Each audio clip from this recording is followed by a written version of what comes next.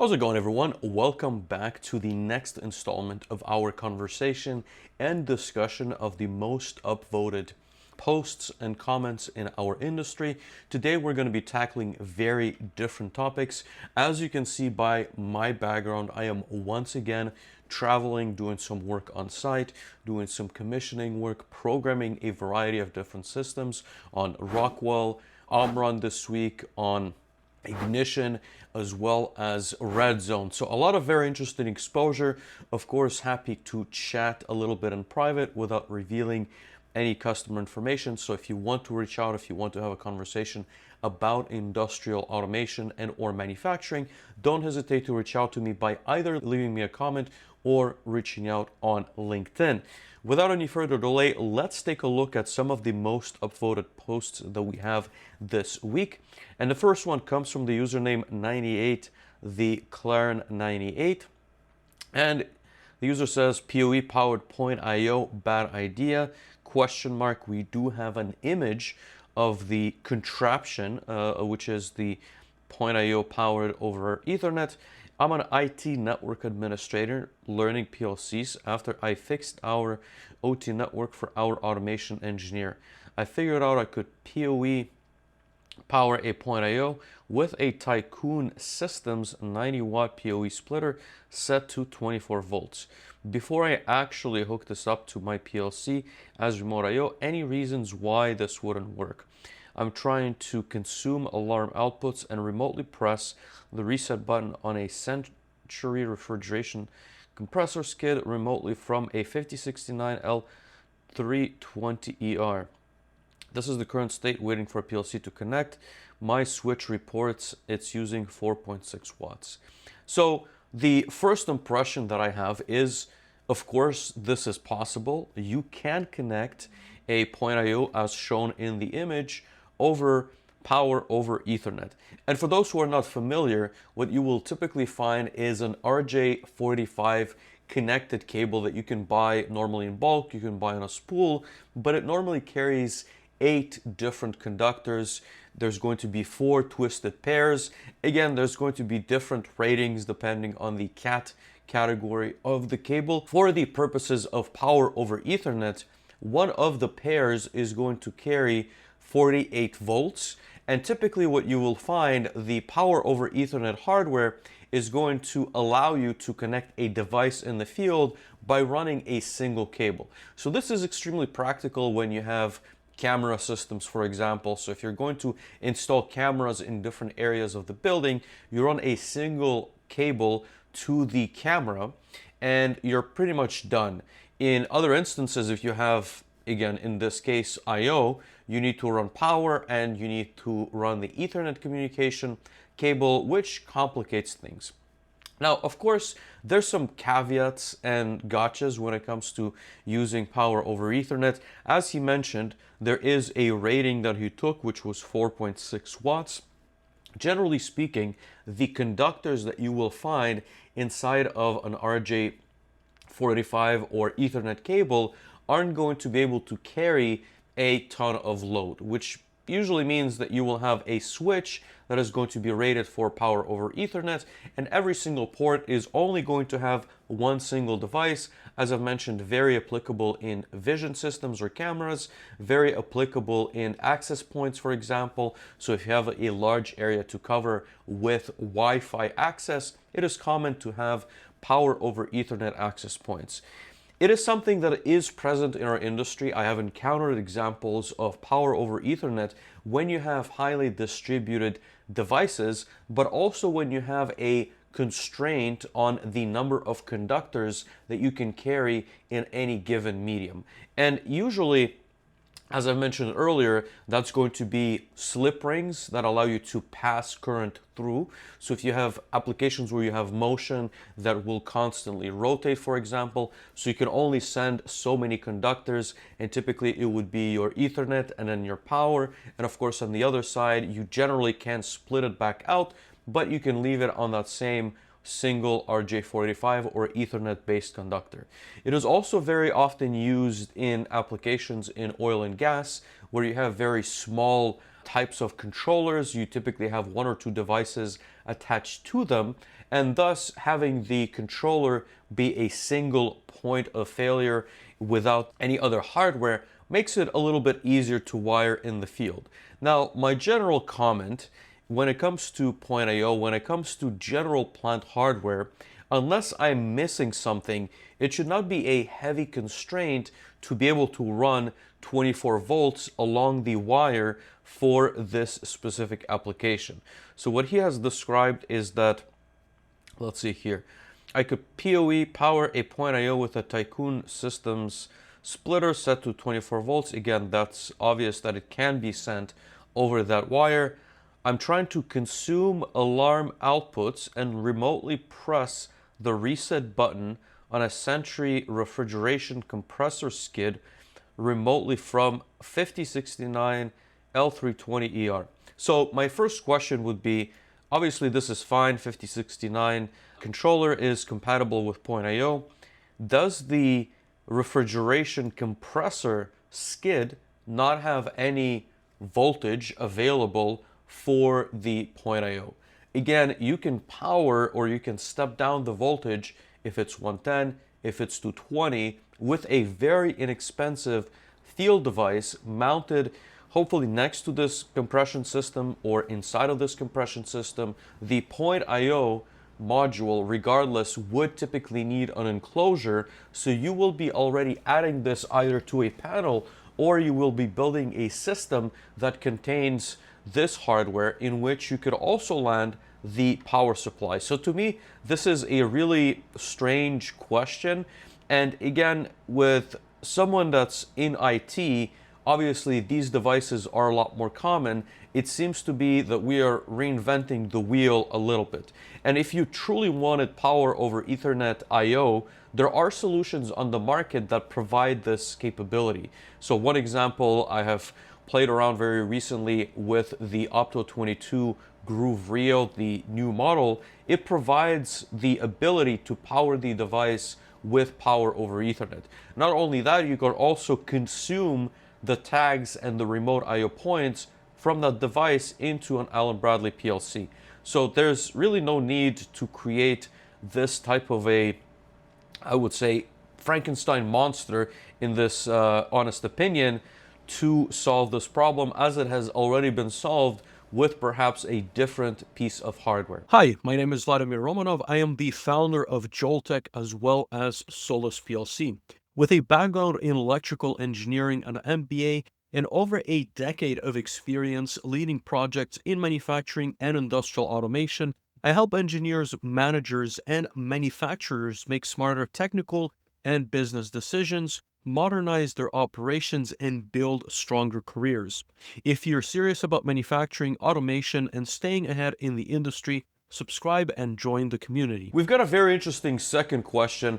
As many of you may know, I have spent many years working on RS Logix 500, and I still believe it is an excellent software to learn PLC programming and industrial automation. And there's a couple of reasons for that. Of course, I've articulated many of them on the Solus PLC website as well as posts, but really briefly, RS Logix 500 exposes a lot of very raw approaches to programming.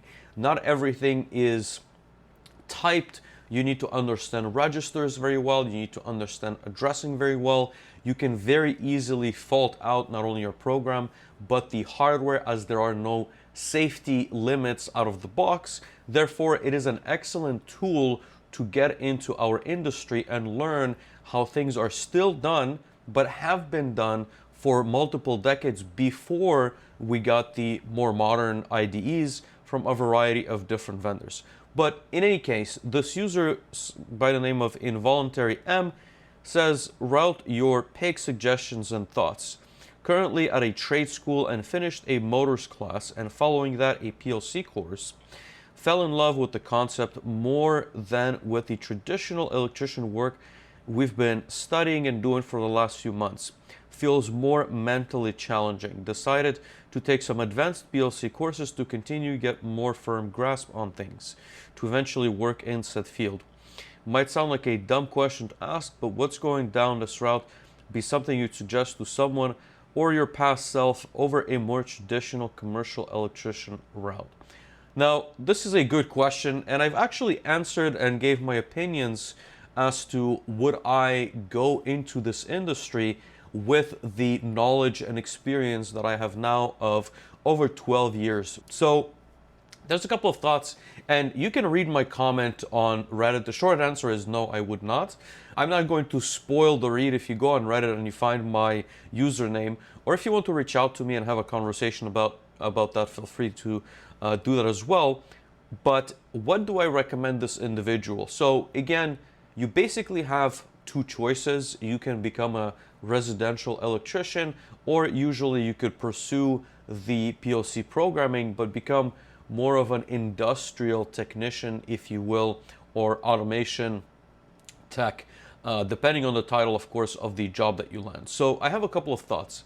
Number one, I truly believe that education is never lost, in the sense that the time that you invest in yourself, in life in general, is not going to be wasted. So if you do decide to take some of these courses and learn additional skills, even if you decide not to use them, or perhaps your first employer does not value them, it doesn't mean that they will go to waste. It means that you will push yourself further within that class. You will learn a new skill that is maybe unfamiliar, but also more challenging, which will allow you to grow, not perhaps maybe not immediately after joining, like I said, the first company, but it will open up doors to future opportunities.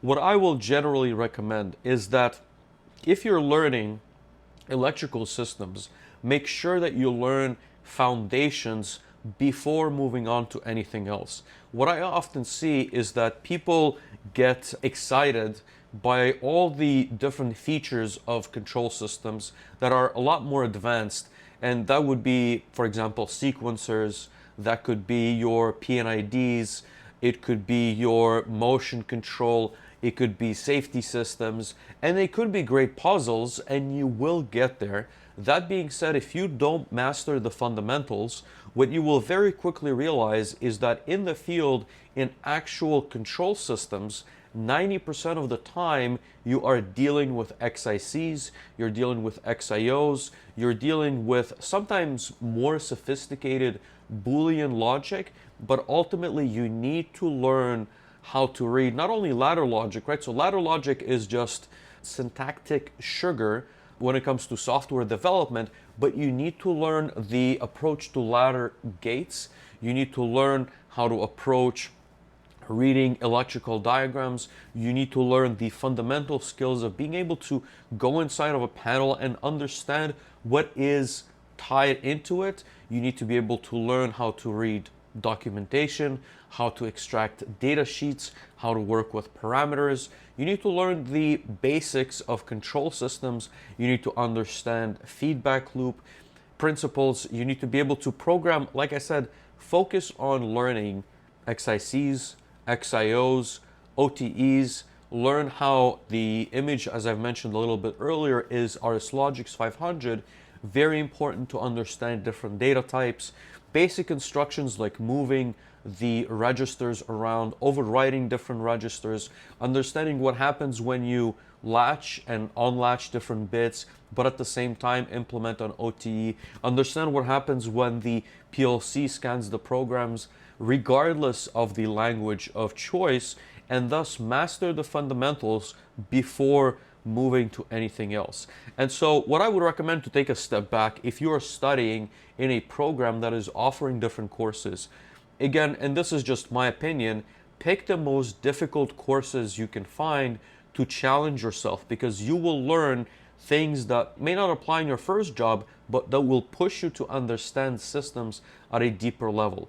Number two is, in the current market, look for a good employer more so than what you would like to do. And what I generally mean by that is, if you find the right employer, if you find the right mentor within that company, they will push you in the right direction. They will give you the right opportunities. They will show you to an extent where you should be going. based on what you are delivering, based on what you're capable of, and based on your growth. Do not necessarily disqualify yourself before you have graduated from some of these opportunities. The next question reveals an interesting reality about our industry, and I definitely resonate with what this user is saying. And so the name is Rob Budge, and they say, why is programming being classed as a skill? And this is a very strange title. Again, I don't really know what the title means, but obviously as we read further, it is clear what the user is saying. I'm almost 30 years in this industry as a full-time programmer. I am now considering a change of employment. Virtually every job that's looking for PLC or SCADA is a maintenance or electrician position. It still blows my mind that big companies that are heavily automated don't feel the need for a programmer, and that PLC falls under the role of maintenance electrician. It does make a lot of sense when we have customers requesting we only program in ladder logic and avoid the use of AOIs. Are OEMs going to be the last high-level programmers, as facilities and systems integrators just class it as an electrician's skill? And so before we start getting into the discussion of what should an engineer or a programmer versus what should a technician be delivering and doing, the very important point here is that our industry, or manufacturing in general, is looking at PLC programmers, or I would say engineers, as liabilities, right? And I've had this sentiment for many years as well. I couldn't necessarily articulate it well enough, but what I do commonly see is that it is treated as something that is very fundamental. What I have come to appreciate over the years now, over a decade of experience, is that true programming of automation and control systems is incredibly difficult. And the difficulty does not lie in just basically mashing on keys and producing ladder logic that is capable of running the machine.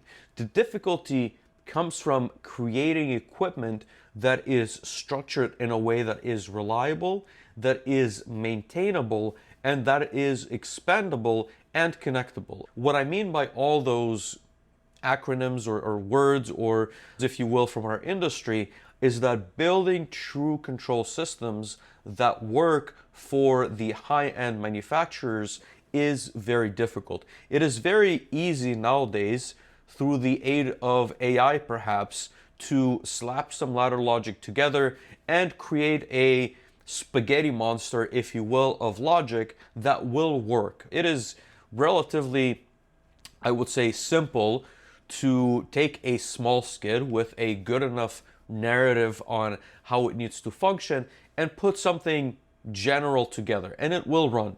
The problem in our industry is that you are very often found in front of equipment that was designed that way, and you will very quickly realize that, number one, that equipment does not run 24/7, 365.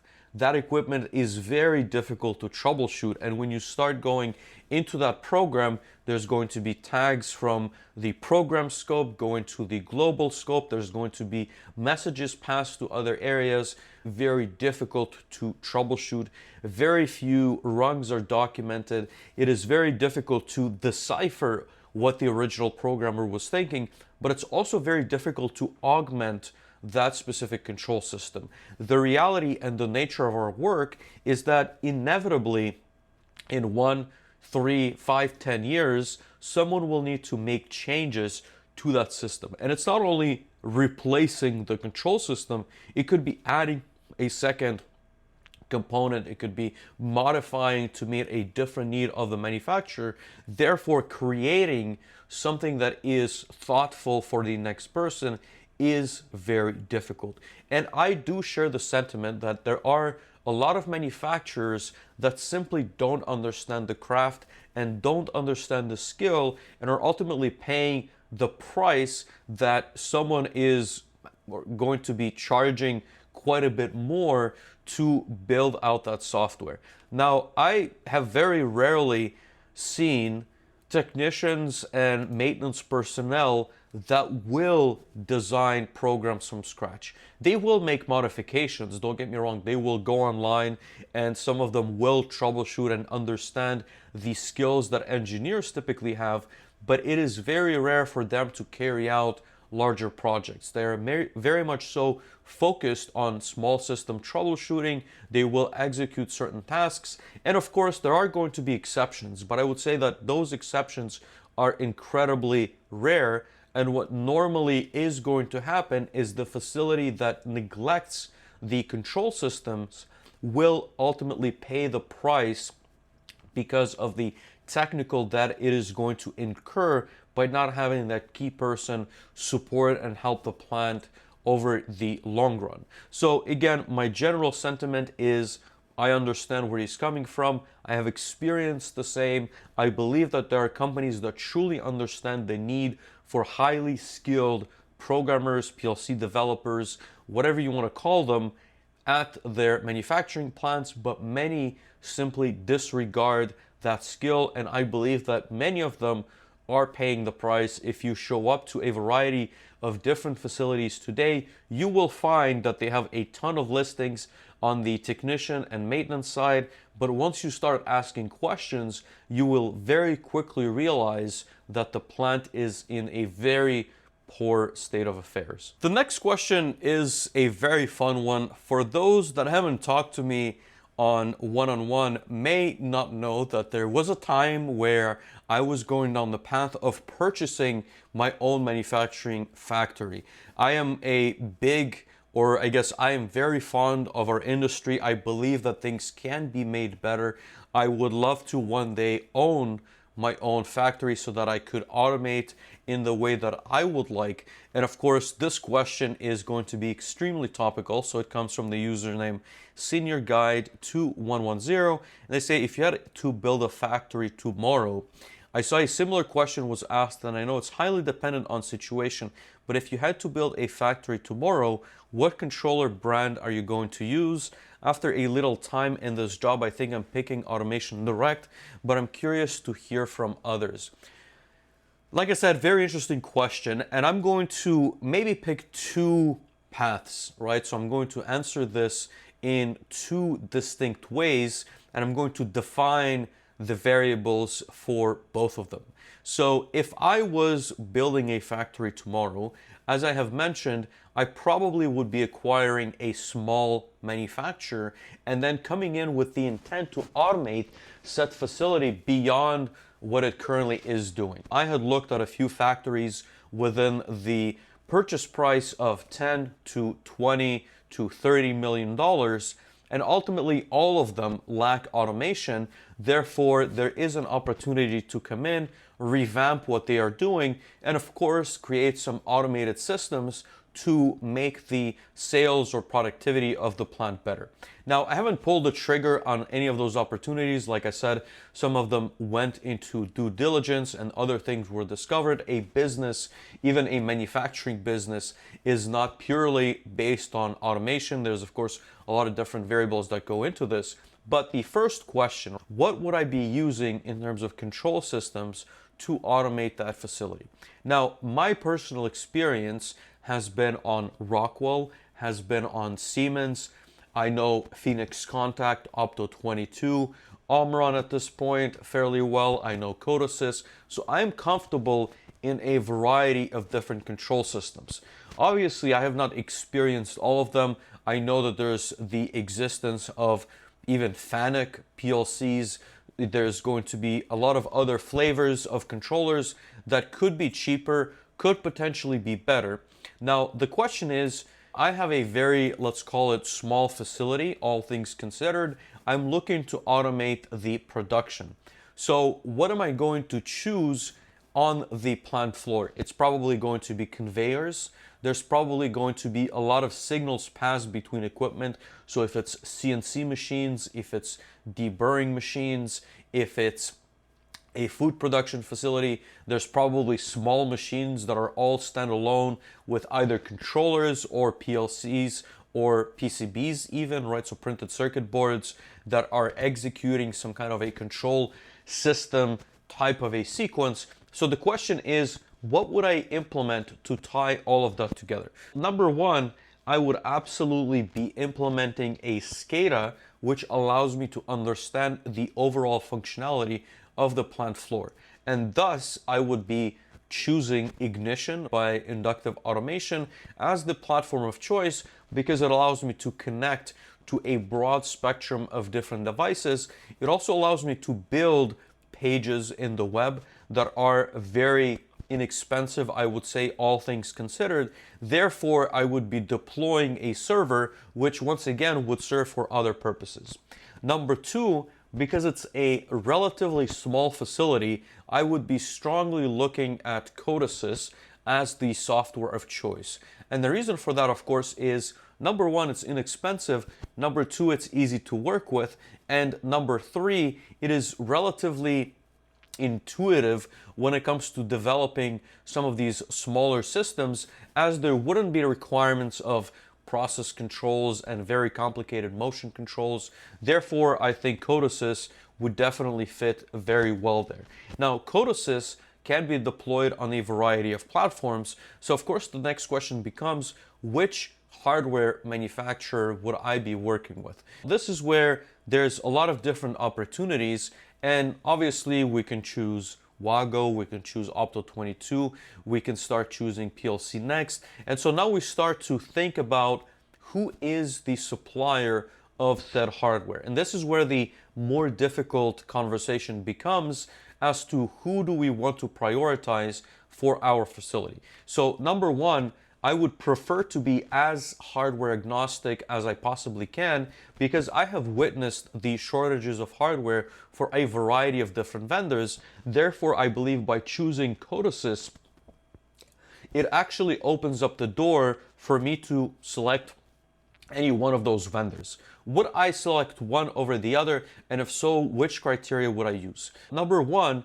I would be working with the local representative as well as reaching out to local systems integrators. Despite me owning potentially a small manufacturing business, I realized that I cannot be the owner of that manufacturing company as well as the programmer and systems integrator for that manufacturing company. So I would try to reach out to people in the area, understand what they are using, understand what they're recommending, understand what the relationship has been for them with the local distributor as well as the manufacturer of that equipment, and making my decision primarily based on that. And so what I generally mean is that if there's an overseas company that manufactures controllers but has absolutely no presence in the region that I am in, it would be a very difficult choice for me to make, as I know very well that if something does go wrong and I do need to make the phone call because I cannot troubleshoot whatever piece of equipment,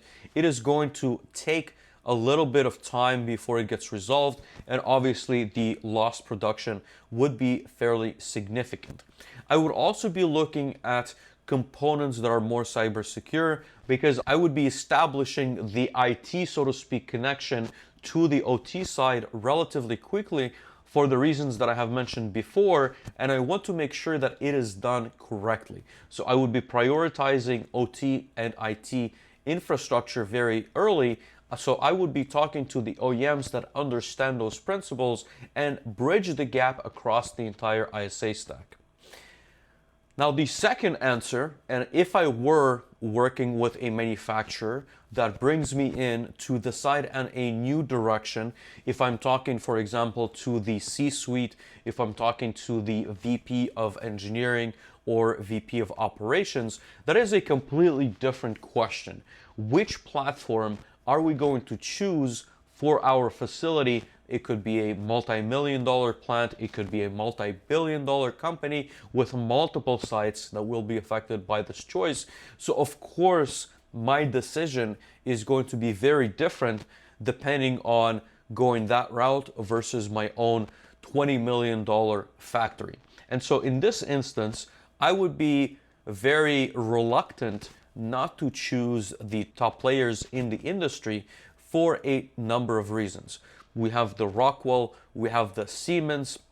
Both of them have very reliable hardware. Both of them have very reliable networks of individuals that can come in and help with the site, but also integrators, distributors, and other parties that will support the equipment. So I will be looking at what does the process that we're looking to automate look like. I will be considering what is currently in place, because it is very rare that you're standing up a completely greenfield site without the prior expertise of any other facilities within your portfolio, and you're going with something completely brand new. So I would be considering what is currently in place, what is the history of the manufacturer, what is the skill set of the various assets. And when I say assets, I generally mean people that have deployed those systems. Which platforms do they understand? Do they understand Rockwell or Siemens better? Do they come from a completely different background? Do they come from the, for example, pharma industry is going to be very delta V heavy. So completely different platforms and selections depending on the industry, the skill set, the background of the company. I would need to understand their appetite for data. What kind of a SCADA platform are they going to use? What kind of an MES solution are they going to use? So there's going to be a list of different questions, and I would say that the short answer is we would be prioritizing the 2 or top 3 platforms that are heavily utilized in our industries, and those of course are going to be Rockwell, they're going to be Siemens, they're going to be Schneider, and maybe, again, depending on the size, we may evaluate some of the other platforms with the general consensus that they're probably going to have a little bit less of a say or win as opposed to the top 3. The next question is all about education. And as I've mentioned multiple times, I don't think that education can be a waste of time. You always improve yourself, you're gaining skills, but of course there's a lot of different options. So we do want to discuss what kind of education we should be getting at what point in time based on our goals. So this user by the name of FinFan7836 is saying, is a 2-year robotics controls engineering associate's degree worth it if I'm already working in the field? My local college offers a 2-year associates in robotics and controls engineering. However, I already work as a facilities operations technician for a FANG company. Will this give me a leg up in further progressing in this industry, thinking controls engineer or even chief engineer, or is it a waste of time because I already have a 5+ year of experience in the field? Thanks. So again, this is just my opinion. Number one, companies still favor degrees over experience. If you go on the majority of listings, even from companies where the CEO or the C-suite executive will claim that they only look at experience and they look at the resume and try to understand the skills. The reality, at least from my perspective, is that the first gatekeeper is going to be somebody in HR that will automatically scan your resume, and if you don't have that engineering degree, they will reject you. Of course, if you're going to stay in the same company, and again, I use that a little bit in air quotes because there have been many layoffs inside of FANG companies even, where individuals with a lot of experience have been laid off.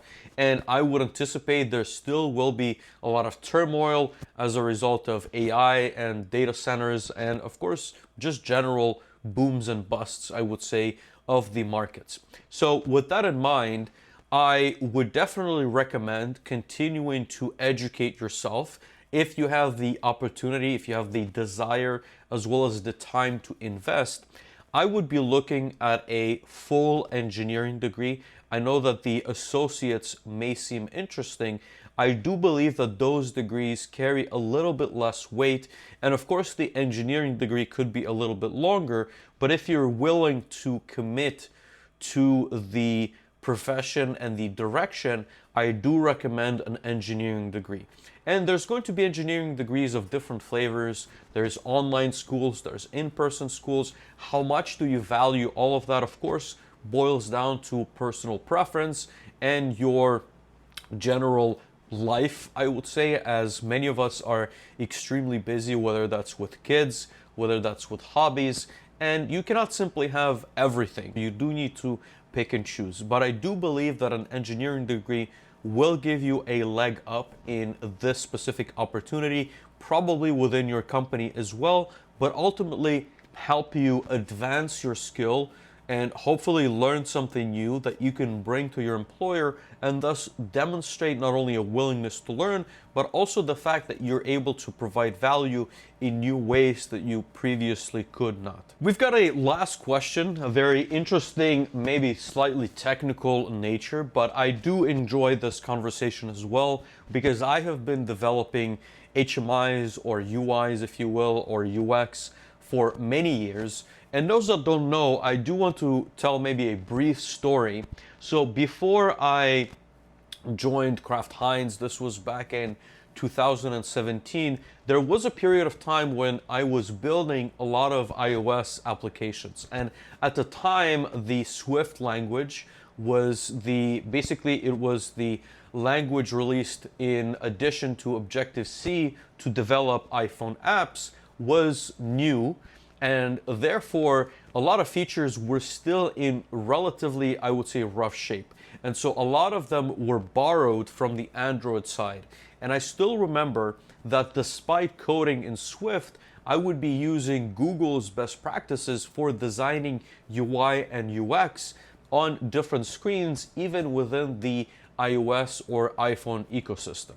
And what I'm telling you this is that I have learned the best practices of developing UI and UX that I brought back into the industrial automation side from developing iPhone applications, because it is very well explained why you want, for example, buttons of a certain size, why do you want to create shadow effects on buttons, and why you want to remove them after they have been pressed. All of this has been very well documented in the mobile phone industry, because the UI UX is incredibly important for them, and they take a lot of pride. There's even awards for the best UI and UX and application design on the iOS side.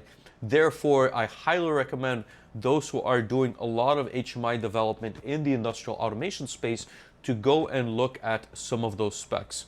Of course, our industry also has different standards. Some of them have been developed by ISA. There's going to be other publications out there. But in any case, the question that we have in front of us comes from the username CardOK1316. I have a few questions about HMI design. When designing an HMI, do you usually design the graphics in other software first and then import the image assets into the HMI software? Also, the ISA 101 design standard seems to lean more towards continuous process manufacturing, like production lines. I built standalone machines, so ISA 101 doesn't seem quite right for my projects. I mostly just preference it for color schemes.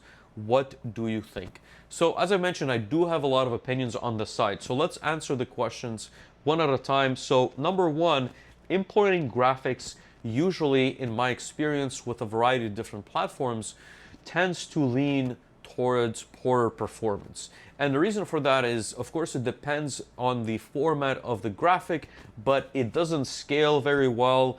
It becomes distorted. So now you're spending a ton of time designing pixel by pixel in some kind of a different software. You're importing these large files, you're losing transparency, and it becomes a challenge. So usually, in my experience, once again, creating native graphics to that piece of software is going to yield better results.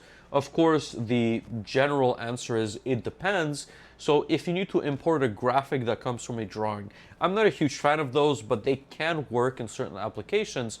But you can take the entire PNG or vector graphic, import that in certain software. You can, again, if you resize it well, if you keep the constraints locked, it's not going to get very distorted, and those are going to be generally good applications. When it comes to simple, for example, if it's buttons, if it's gauges, I prefer to use the native graphics as long as the application doesn't look very tacky. And you've all seen probably the HMIs where all the graphics that you get in the basic pack are being used and are thrown on the screen. So again, you try to add a little bit of uniqueness to your design, but at the same time, if you start to develop too many graphics in external software. Number one, it becomes very tedious. Number two, it usually bloats the HMI with the unnecessary files. And like I said, number three, if you start making changes, usually it just doesn't look very good